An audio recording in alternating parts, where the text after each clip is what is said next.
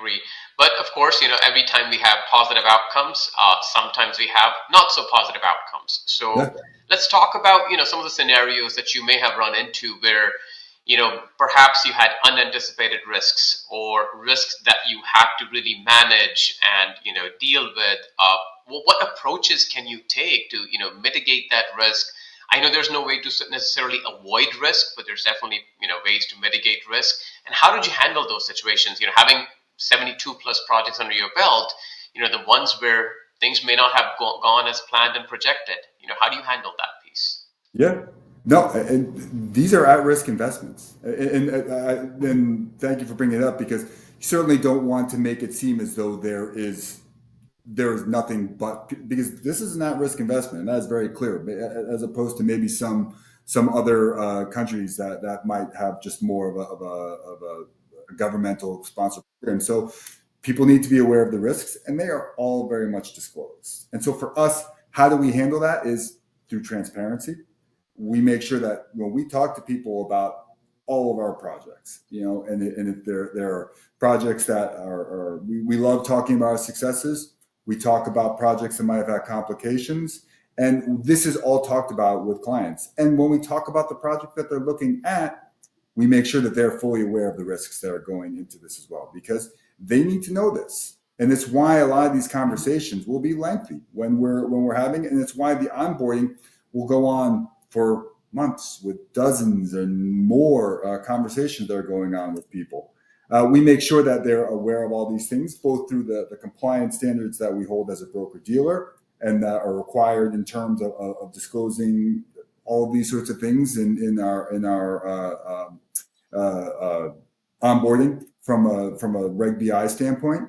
But in terms of when investors actually get to and they are reviewing the actual investment themselves, there is a ton of disclosure that goes into that PPM that they're reading, and we make sure that we go through all of that with them. And so, look, like if there's a project that might have complications, we are working with our investors on that through the entirety of it to make sure that we are still accomplishing the goals that we are accomplishing.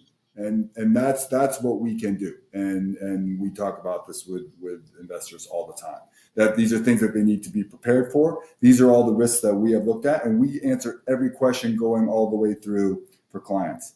I mean, for us, we look at this as a long-term relationship that we are dealing with people. So they're going to hear about all of these sorts of aspects of the investment and the risks that go along from my team, which is more of a sales team, and this is the staff that is onboarding clients.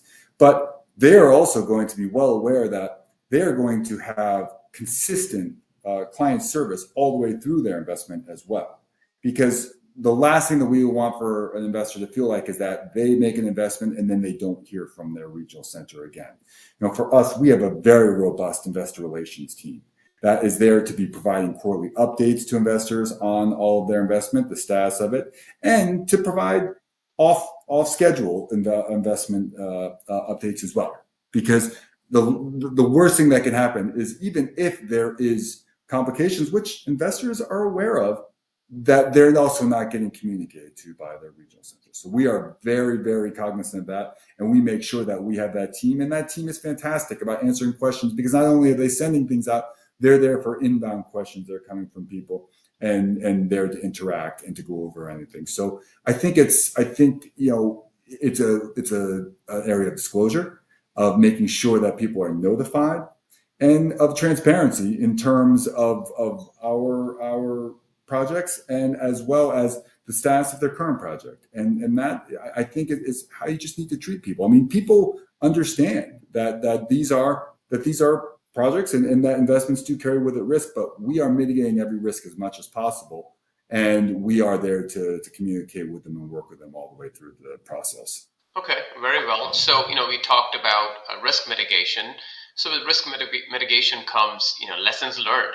So what are some of the key lessons that you, your team, your company, or just, EB-5 industry in general may have learned from, say, past circumstances or past scenarios? Yeah, I think it's just you have to be straightforward with people, and just tell people everything that's going in on it. And it's the easiest thing, when people say, oh, well, how should we communicate? Well, we just we're open and we're upfront about telling people about the current status of their project and about our team and our history, because we find that that there can be situations in the EB-5 program where because it's so small and because people do start to know about some of the other that people end up that competitors or different regional centers can end up talking about each other. It's not something that we spend a lot of time doing, because I think that oftentimes we find that like we will get questions presented to us that it's almost as though people are trying to talk about this and that and other thing. We say, yeah, we're happy to talk about it. And more often than not, if we're talking with a client, they probably have heard anything that is happening or has happened with CanAm from us directly first. And we also remind them that we're very happy to talk about anything that has happened in the project, but we're also happy to talk about our successes as well. And Sure, so I think for us, it's a level of, again, transparency and just in terms of projects to make sure that there are all of the in terms of dealing with clients, transparency and being forthright.